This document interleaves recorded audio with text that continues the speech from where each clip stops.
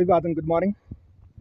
यो लामाधारदेखि माथिको जङ्गल र यो लाकुरी भन्ज्याङ जाने बाटो हो।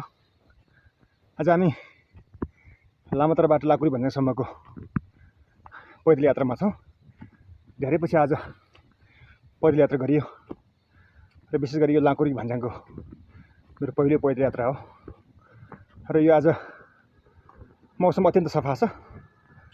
जङ्गलमा करेमा भन्ने किरा बासिरहेको छ र यो जङ्गल घनघोर जङ्गलमा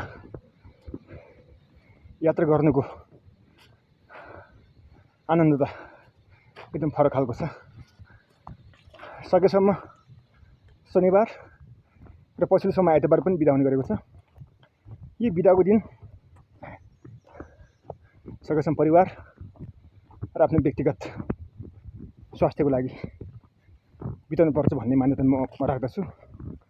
र आज आइतबार धेरै समयपछि साथीहरूसँग यो हाइकिङ आएको छ र आजको यो धेरै पछि हिँडेर भएर होला हल्का स्यासो त छ, तर पनि एकदमै आनन्द आइरहेको छ।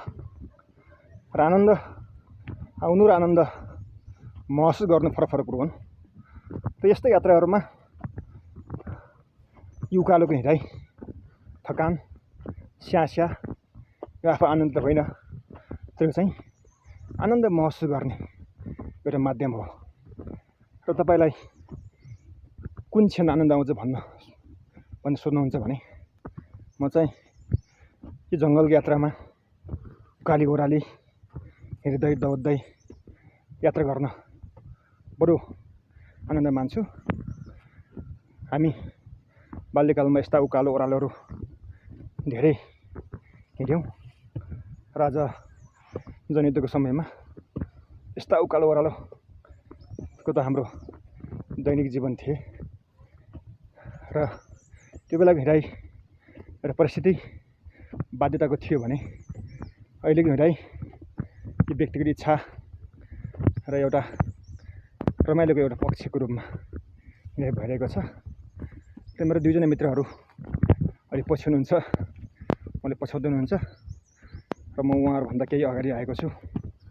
यहाँहरू पनि समय मिलाउनुहोस्, शनिबार आइतबार बिदाको दिनमा वन जङ्गल भ्रमण गर्नुहोस् र आनन्द लिनुहोस्।